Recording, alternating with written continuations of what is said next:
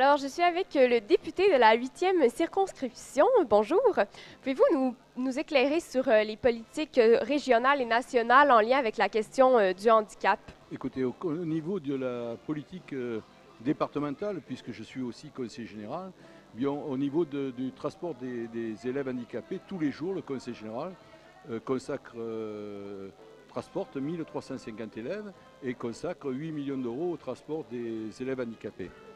Il y a un travail à faire au niveau de l'handicap, c'est-à-dire traiter tous les handicaps dans leur spécificité, que ce soit l'autisme ou autre chose, la schizophrénie, tous les trucs, voir un peu tous les problèmes qui se posent à ce type de population et de façon à les aider, de façon à les insérer dans notre société, retirer un peu les problèmes qu'ils peuvent rencontrer pour se déplacer, pour faire autre chose. Je suis président du SMITEB, un syndicat de transport.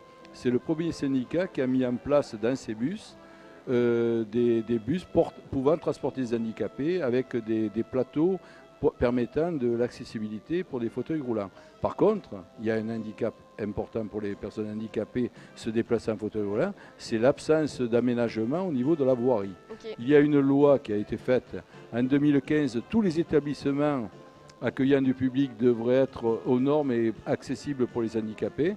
Hélas, nous sommes en 2012, il n'y a que 15% de ces établissements qui sont aux normes et il ne faudrait pas que cette loi, par dérogation, puisse être prorogée trop longtemps.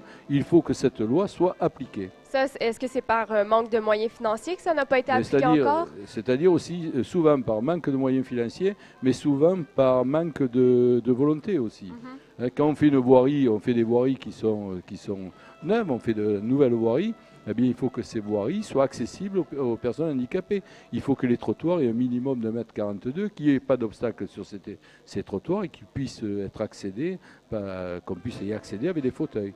Et mis à part l'accessibilité, la mobilité des personnes handicapées, quels autres aspects sont traités par le national et le régional? Je crois qu'il y a tous les handicaps qui doivent être soulevés et essayer collectivement d'y apporter des réponses. Que ce soit l'autisme, que ce soit les déplacements, que ce soit aussi le vieillissement des handicapés, parce qu'il y a un vieillissement chez les handicapés.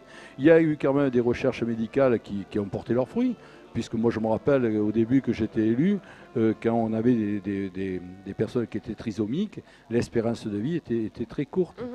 Cette espérance de vie s'est allongée. Bon, maintenant on arrive à un problème de vieillissement et d'accueil, donc il faudrait faire des véritables maisons de retraite pour handicapés. Est-ce que le système de santé peut parvenir à réguler tous ces enjeux que vous... Écoutez, je crois qu'il y a une volonté politique et puis il y a aussi dans une société doit être équilibrée et on ne doit pas laisser des personnes de côté et on doit essayer d'améliorer de prendre en compte toutes nos difficultés et aussi de pouvoir mettre en place un vivre ensemble. Et est-ce qu'il y a d'autres demandes que les citoyens vous font par rapport à d'autres enjeux? Écoutez, je crois qu'en définitive, quand vous êtes un homme politique, vous devez faire des choix. Mais en fait, en définitive, vous essayez de les couvrir. Et au niveau des demandes que nous font nos citoyens, c'est de pouvoir vivre ensemble, car il y a peu de familles qui ne sont pas touchées par le problème de handicap. Et dans quelque soit cette problématique. Donc, c'est vraiment un travail de tous les jours, de toutes les instances. Écoutez, moi, je pense que l'handicap, ça ne se traitera pas en claquant les doigts, mais ça, c'est, comme vous dites, c'est un travail de tous les jours, jour après jour, apporter sa pierre et apporter des réponses. Parfait. Donc, je vous remercie beaucoup, monsieur. Merci, madame.